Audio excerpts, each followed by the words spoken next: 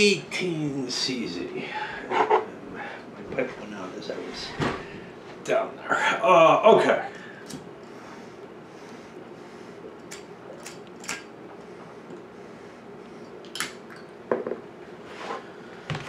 What about this one? I had fun with it. I want to make a correction. I screwed something up. No big shock. For whatever reason, the privates board, I played as though the private companies were always available for purchase instead of other stocks. I think one person even bought one of the privates later in the game. That's not allowed.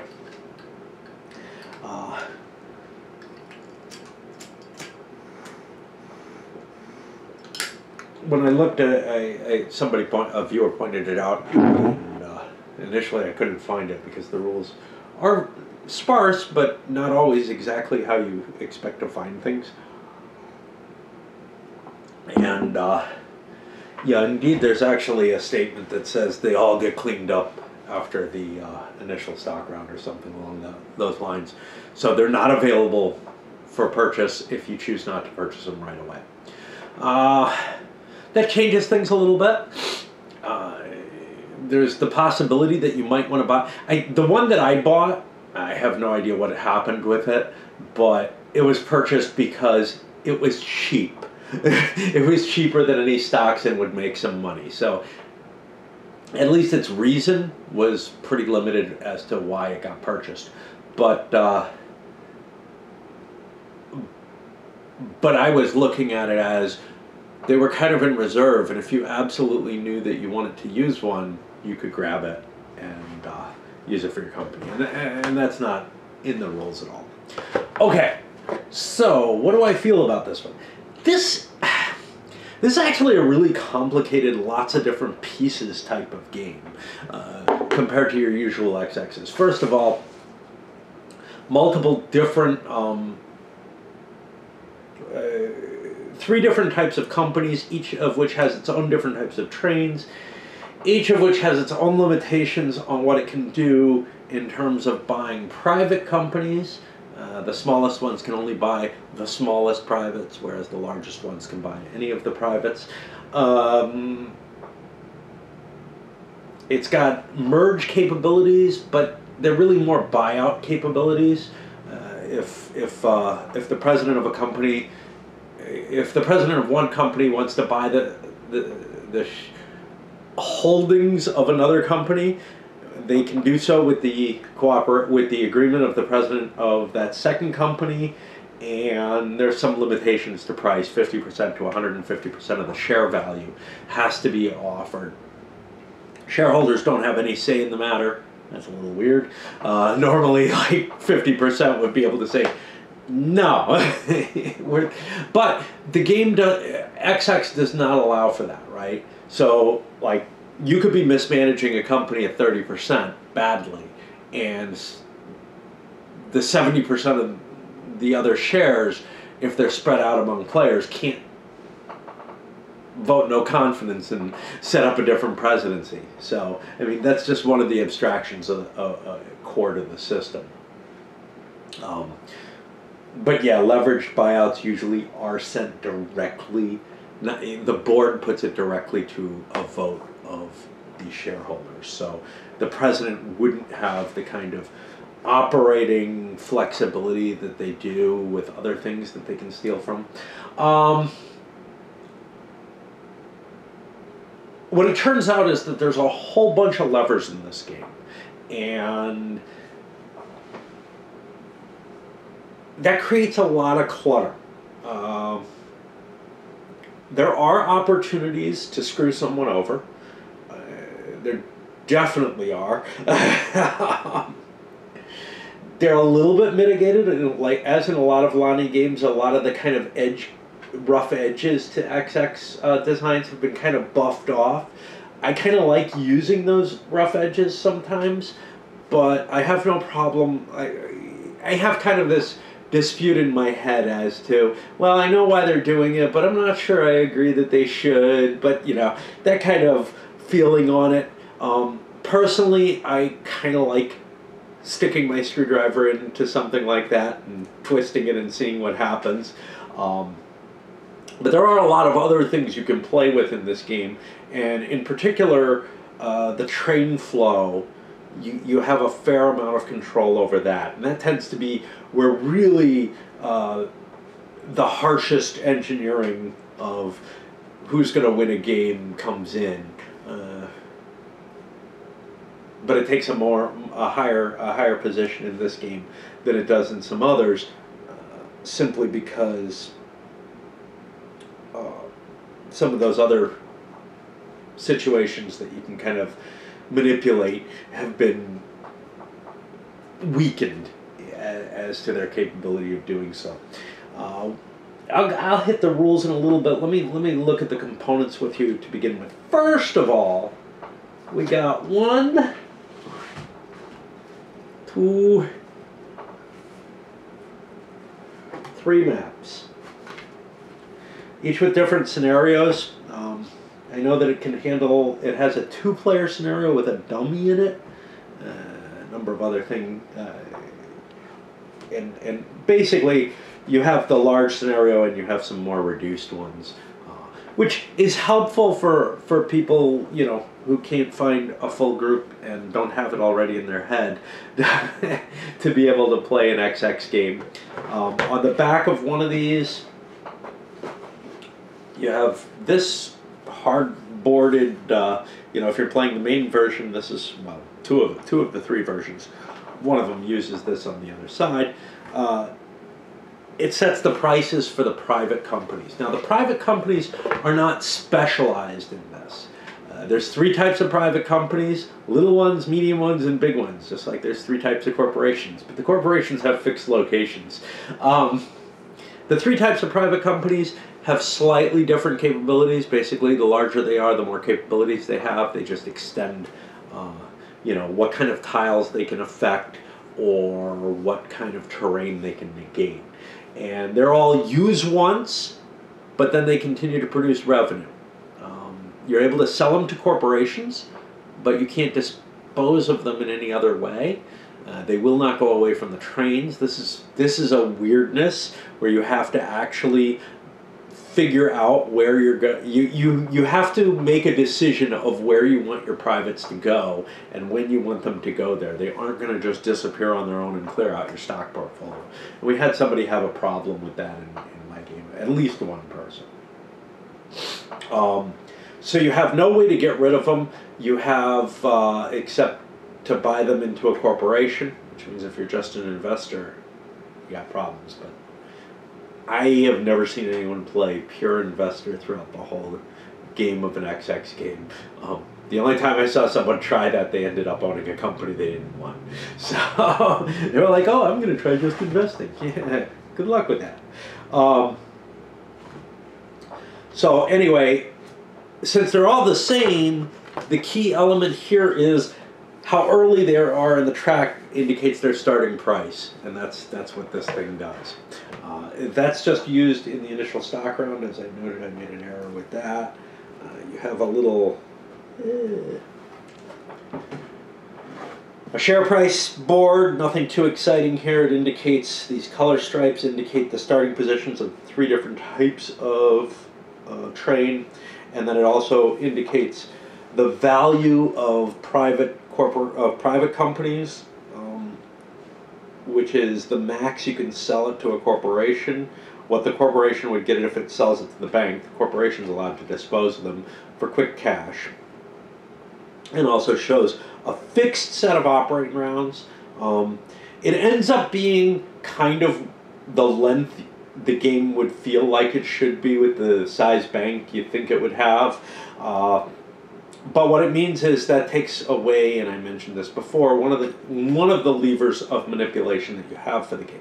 Of course, it can be pretty damn annoying when you're playing an XX game and you think it's going to be over in an hour and a half from a given point, and then you realize, oh, I got a whole new set of operating rounds to go into that we weren't counting on, you know. So this limits the game to a sort of more fixed and predictable size.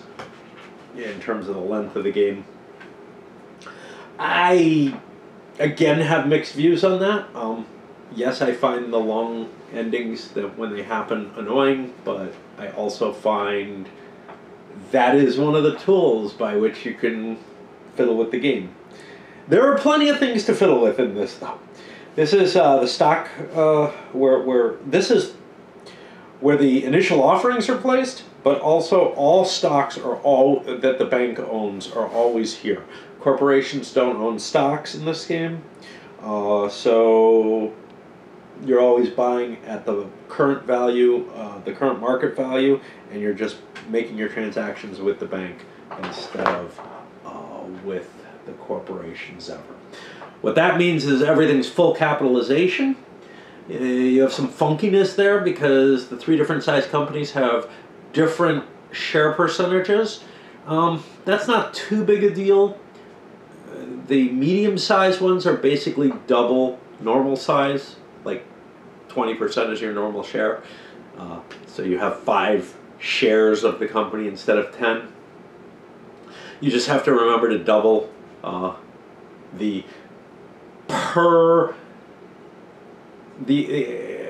run value. There's going to be a run chart. I don't think I showed this, but yeah. As a lot of modern games have, XX games have, it has a track to keep track of what the most recent runs were. You just have to double the value there. Much more complicated is the little companies. Each share is a quarter of the company, and the presidency is half the company.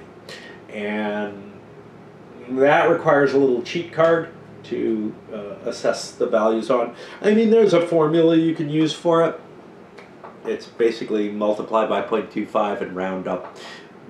Multiply the number, well, yeah, multiply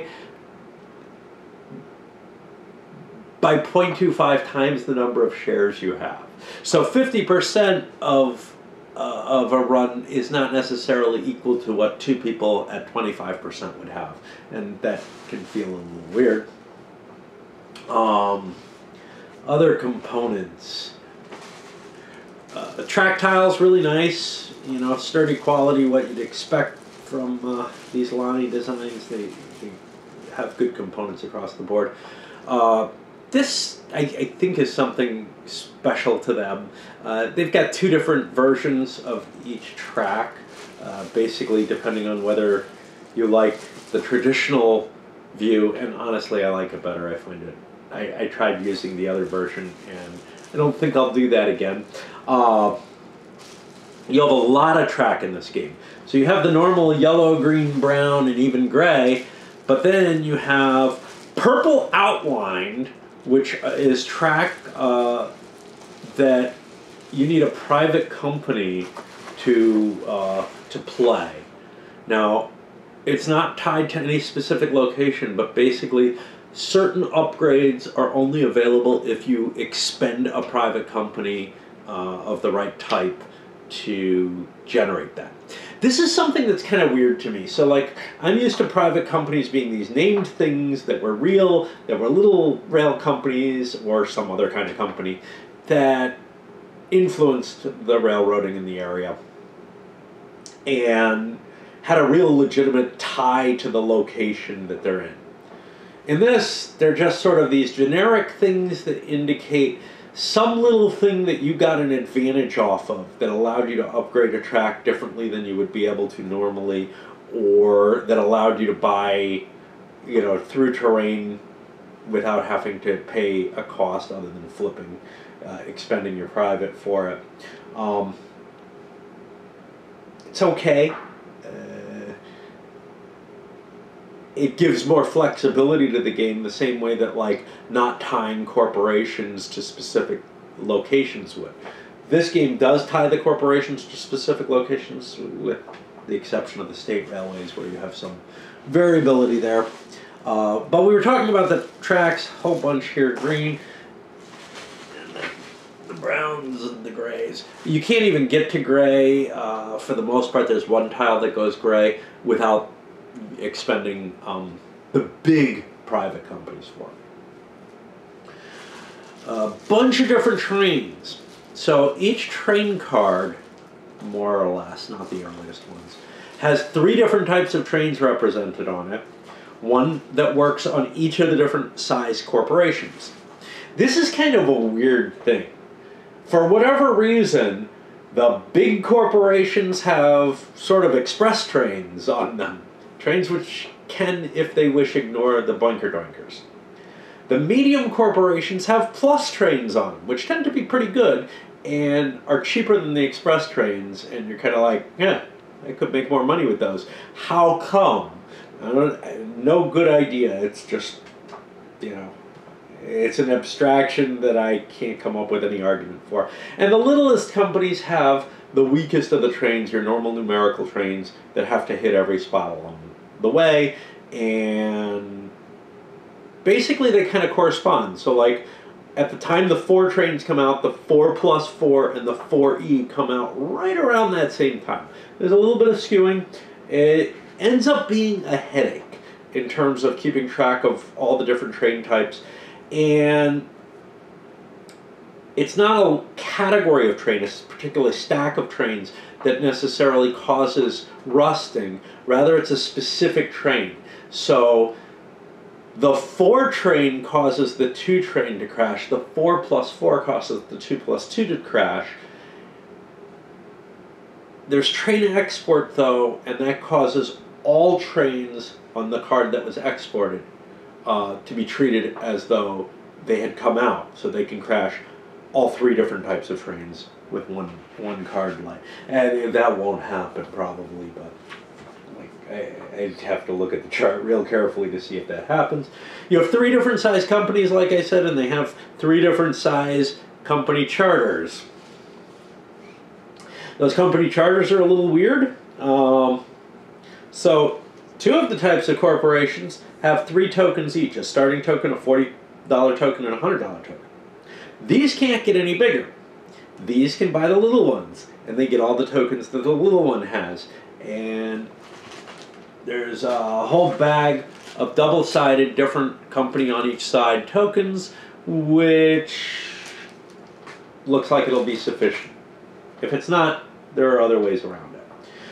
Finally, the large companies, corporations, only have 2 tokens to begin with. There's a home token, which, this is something weird, which show up on these red tiles, which are sort of off-map location, like the off-map location red spaces, but you have some choice where you want to put it, and they start with a token for the corporation that they align with, and that corporation gets a $50 bonus on what's already a pretty good tile, making them the most powerful token, the most powerful locations on the board for that one company, but only that company. Anyway, the large corporations only have 2 tokens. Now, remember, they have the trains that can kind of go the furthest, right? They have the express trains, which are allowed to ignore all dots if they wish, but they don't have many tokens. So if you want to build a powerful corporation with one of those large state corporations, you have to fold other companies into it to get enough dots for it to operate. On the other hand, you make better money with these for the run. You have a larger percentage of your share with both of the corporation with both of these. This is 25% per. Each share is each certificate. Well, each share of the company is 25%. Each share of the company is 20%. These go down to 10%, which means your per share run for these is almost invariably going to be better. Which is a little weird, except it's not really the case because you have that plus 50 bonus. So we actually saw good runs on some of the big guys, but it's all kind of, again, lots and lots of levers, lots of stuff going on. It's got paper money, I already talked about that. It's got various people from Czech history in it. You've got this sheet, which is all in Czech, and is kind of the quick start type thing, which is not very useful. If maybe there were others of it, and they weren't included. I bought the game used. Somebody printed out these cheat sheets. I tried using them a lot and actually found them to be less effective than the things that came with the game. And because there's the board that looks like this is on the back of one of the play boards. Hey, here's a lighter version of that same thing in case you're playing with that board.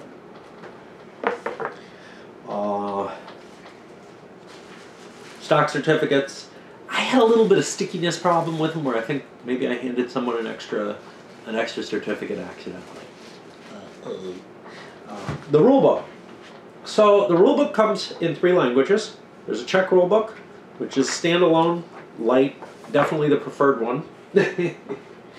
There is then a combined English-German rulebook, and that's rather hefty. It's written in a very sparse style, as is common for Lani designs. Let us talk about the different elements of the rules, because I'm just kind of winging this as always.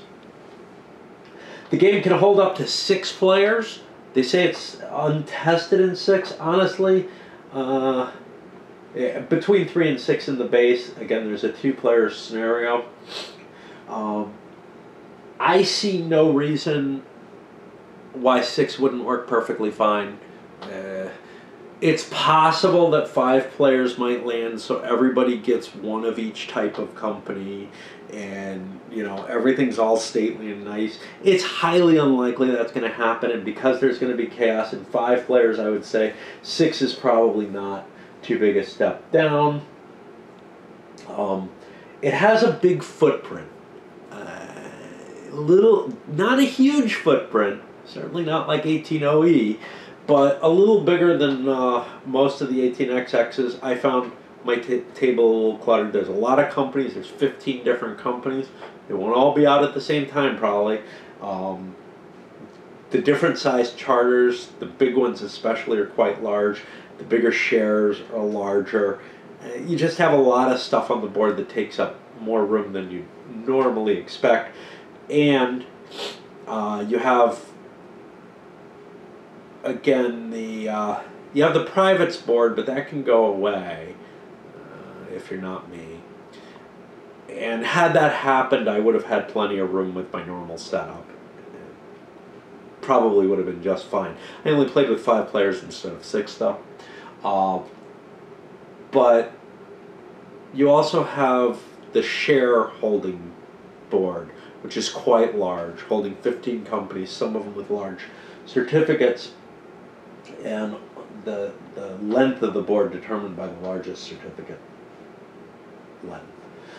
So, we've talked a little bit about the different types of companies. I found, at least for a little while, I found it kind of difficult sometimes to tell whether a corporation had run or not. There's a lot of efforts been made to distinguish the difference. There's one token that's a little different from every other in each company, and that can be used for this, but I found with certain companies the 2 sides looked too similar, and I couldn't tell whether it had run and flipped over, and I think I skipped a company at one point because of that.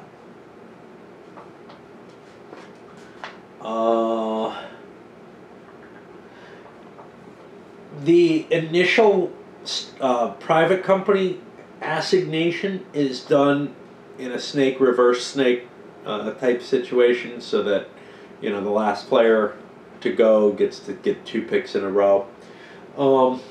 That's probably fine. There isn't a lot of differentiation. There isn't a lot of, oh my God, this is the one I need.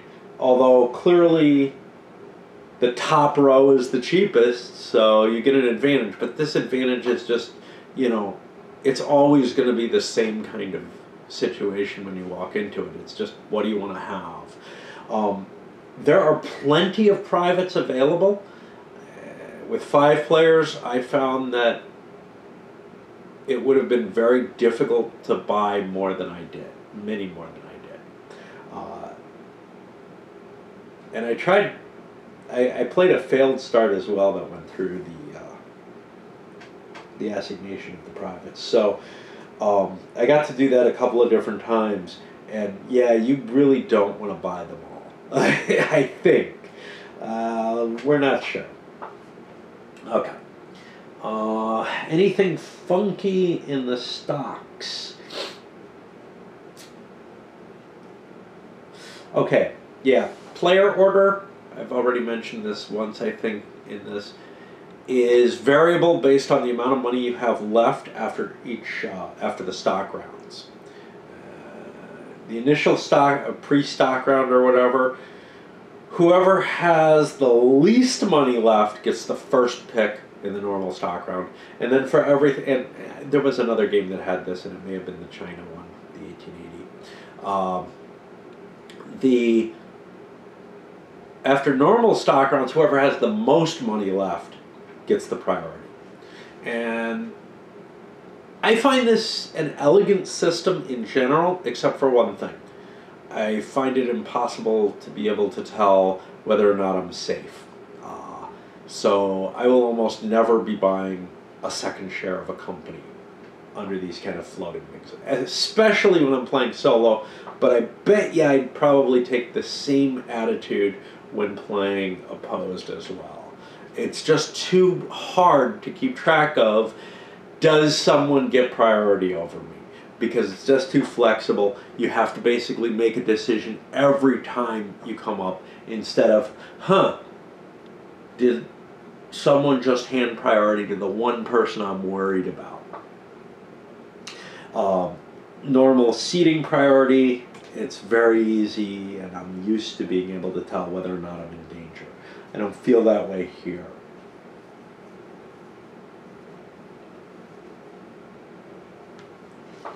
Floating's at 50% with full capacity. You're basically allowed to hold over 50% of every company, and there's kind of a fairly tight-looking certificate limit. In 5 players, it's 10. Given that there's 15 companies, that feels fairly small, but the idea is that you do fold companies into one another. Different starting values for the different types of corporations. Let me think if there was... I know there's something I want to get to, but I don't think it's right now.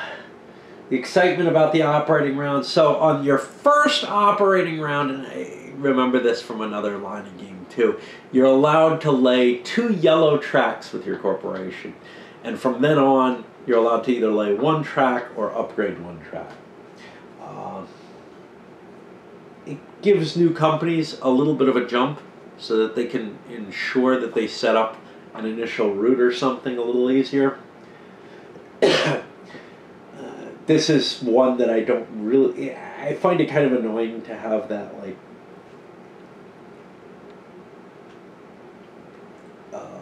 that kind of mix of things. You have different terrain types. Well, you have different city types. So this game has Y cities on it that are somewhat more valuable. It has ooh-oohs, it has doinkers, it has double doinkers, it has a special city in Prague. So a fair amount of different types there. The track allotment is actually a little weird to me. Like, there was something I was expecting as being standard in an XX allotment, whereas there's some of the kind of more offbeat ones that I'm like, wow, I'm not used. Basically, I think of the 30 allotment as kind of the standard, and if you go, once you start adding things to that, I'm like, oh, okay, I can live with that, that's cool. But when you start adding to it and subtracting from it, I'm a lot more iffy. And in this case, the double curves that don't cross was missing from the game. It just isn't there. It's not meant to be. And I don't know why.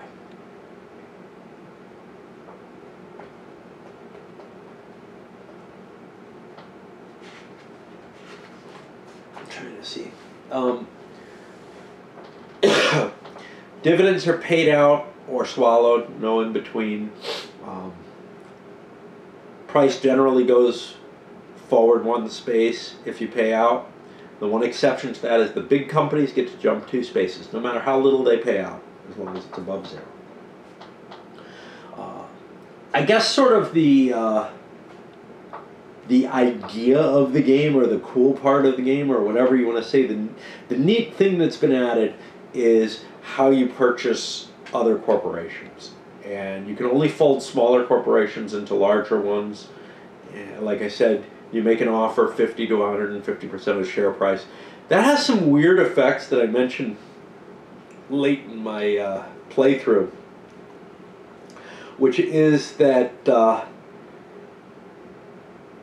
depending on the order of companies running, you may or may not get to run over certain track or with certain trains.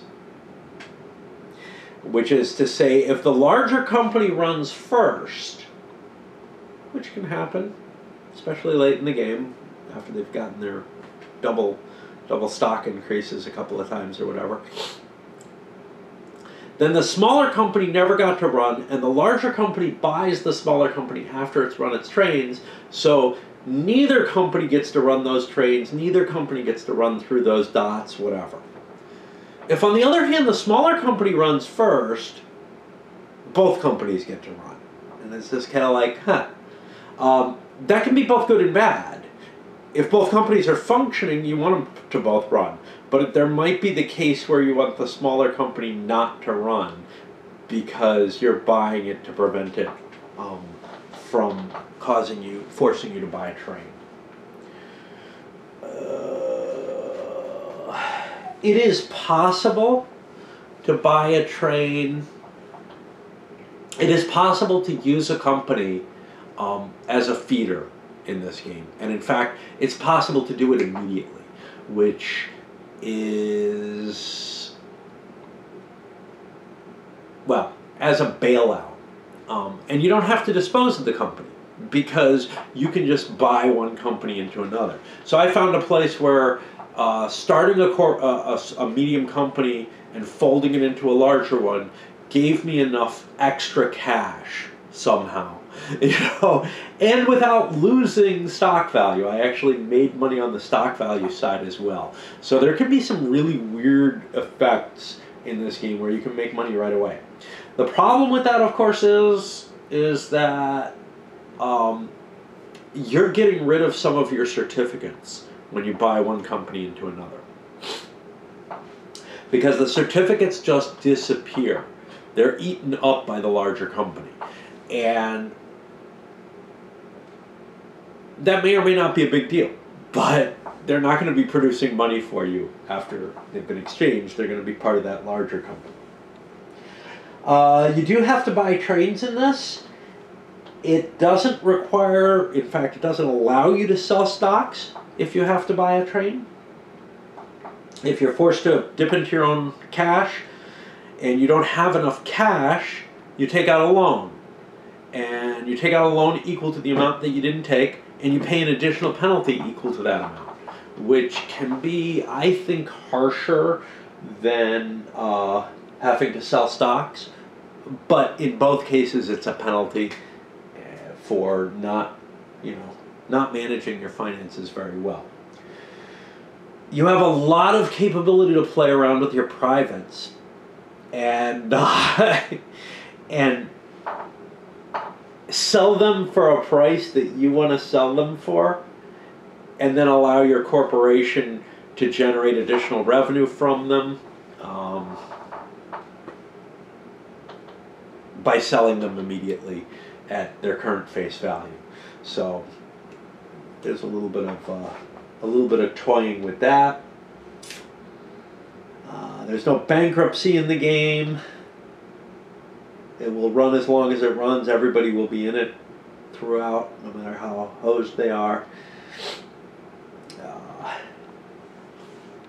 that's about that.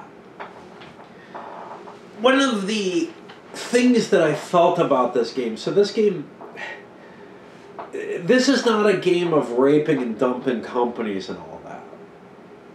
But like all XX games, if you can make a lot of money up front, that's a good thing, right? And that's going to hurt one of your companies. Obviously, if you can get somebody to buy into your company, you can dump it on them. But I didn't find a lot of opportunity for that. What I did, although I could see it easily happening, if somebody does want to invest, it would definitely become a possibility. There was very little need to be an investor, a heavy investor in anything, though. Generally, there were multiple companies that were going to make decent money. You didn't have to pick up any additional risk. And I felt like I had enough of my own shit to play with at all times that I didn't really, that there was never a real problem of, oh, I gotta buy multiple shares of this guy's stuff. And then there's this disincentive of, and this is probably the biggest part of it, of, I can't tell where the priority is going to be going for sure, so yeah, I just don't want to buy any of that. I don't want to buy any of anything until things have stabilized to the point where, yeah, there are few enough companies here that nobody's going to dump one. It's also difficult to, you can't move the trains across the different company types. There's one way you can do it. When you fold a company into another, you're allowed to transfer the train to another type on the same card, paying any difference in cost that is to your disadvantage. But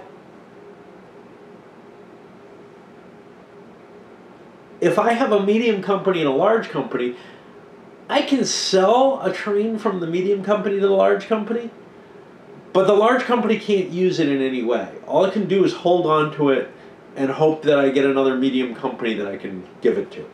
Now, between a small and a medium, I could do that. The train doesn't convert, but then I could fold, say, one of the two companies, the one that I sold the train to, into a large company and then use the train that way. But the fact that you can't move those trains as fluidly as you can in most XX games means that, you know, you're just stuck with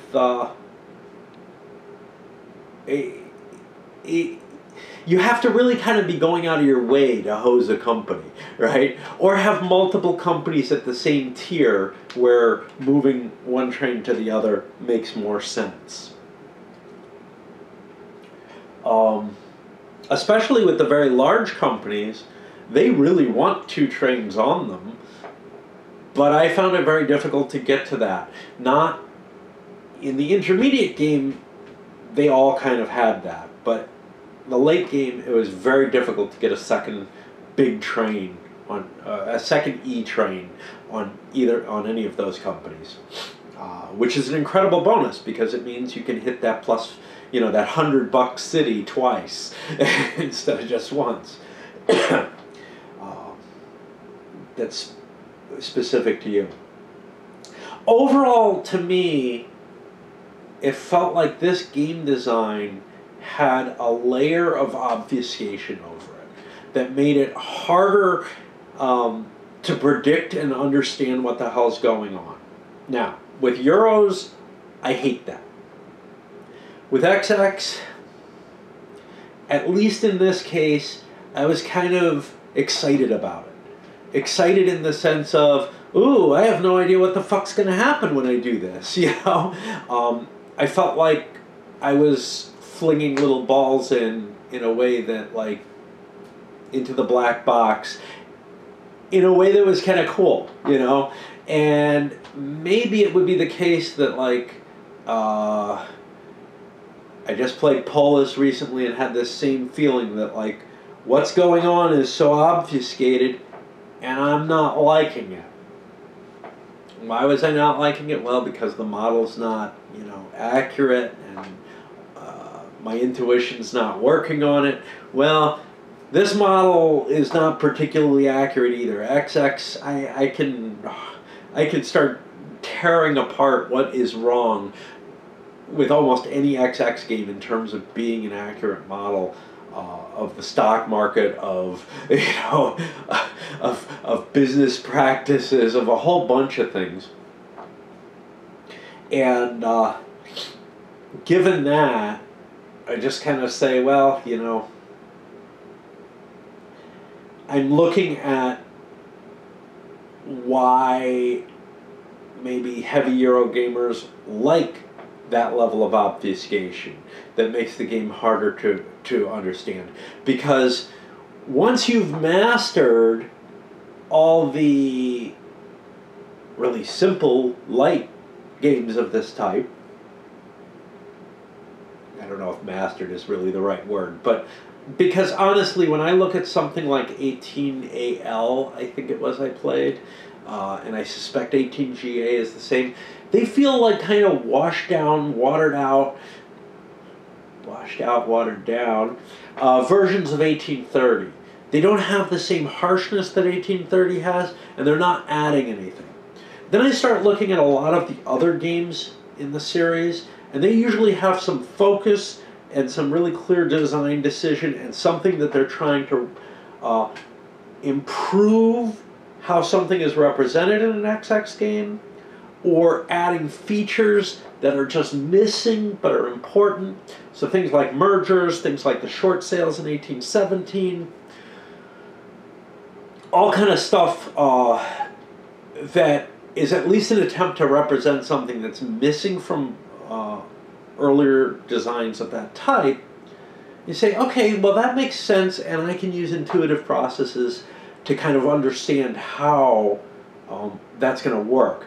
And what I may miss is there's an underlying game to all of this, right? The set of rules that we're playing by and everything that's meant to provide this representation, but and that set of rules may have all kind of neat little tricks in it that you wouldn't expect, but and the more complex the systems are, the more little tricks there are, but they kind of emerged from the concept of the design itself. And I wonder if, with my shouting of, I gotta swap. With this, and somebody else pointed out another one, 1862, which also had a lot of this sort of obfuscation type techniques in it. It feels like they're just laid on there to give you more variability, more levers to play with, more, I don't know how that's going to happen, more of these weird little edge cases, but not ones that derive from, oh, I see, they're trying to handle this aspect of the market, or, capitalization doesn't really work right in 1830, and it doesn't really, 56 was an attempt to try to show a different format for how companies actually end up with their starting capital, right? How the IPO works and everything, and then how follow-up money goes into the corporation. And that could be a much, much more complex model than it is in any of the games, I think. Not sure. I'm trying to think if there's one that starts out. So what it really should be is that you decide how big your shares are to begin with, and how much money you want for them. And that's kind of free. And then once you set those values, you can later release shares, and the later released shares will be sort of released at the value that's currently there, but releasing the shares reduces the value, and there's all kind of stuff in there. And there's no way that an XX game that I've seen yet does it right, but they're almost all trying to reach that to some extent or another. It's just how much detail there are. This, though, a lot of the particularities to it feel like, there was kind of a, here's a way that XX-ish type play can be handled without really trying to link it to why this, why that, More for gameplay, the design seems more surrounded by gameplay reasons than attempting to model reality. And a part of me kind of recoils from that. That's like, wow, that feels like the opposite of the bend. So what I found is the XX games that try to reflect the reality of the market better also tend to be the most punishing games. But this feels like they tried to put in a different type of punishment just as a game mechanism, more than anything else. A different set of complex levers that you're not going to have an intuitive approach to with, well, I want to do this because I'm short on capital or something like that. Now, what I call the rough edges of the XX games, where you can like kind of sneak around a corner and smack somebody upside the head, it feels more like there was an attempt to build those into this, but they didn't emerge from basic principles. It feels more like they were just stuck on as an obfuscation technique. Make the machine more complicated, put more levers in there that you can control, and see what happens. And that's very much how I feel the heavy Euros do. Now, like I was saying, I mind it more in games where I'm not like as invested as I am in the XX series. And you can take that as whatever you like. But as a design philosophy, I don't like it. And I kind of step back from that. And that's kind of the feeling I get with this one.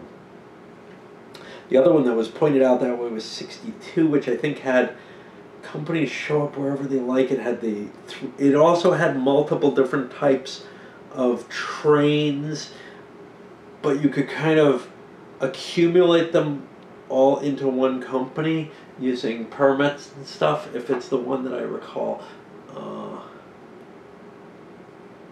I think it's that one.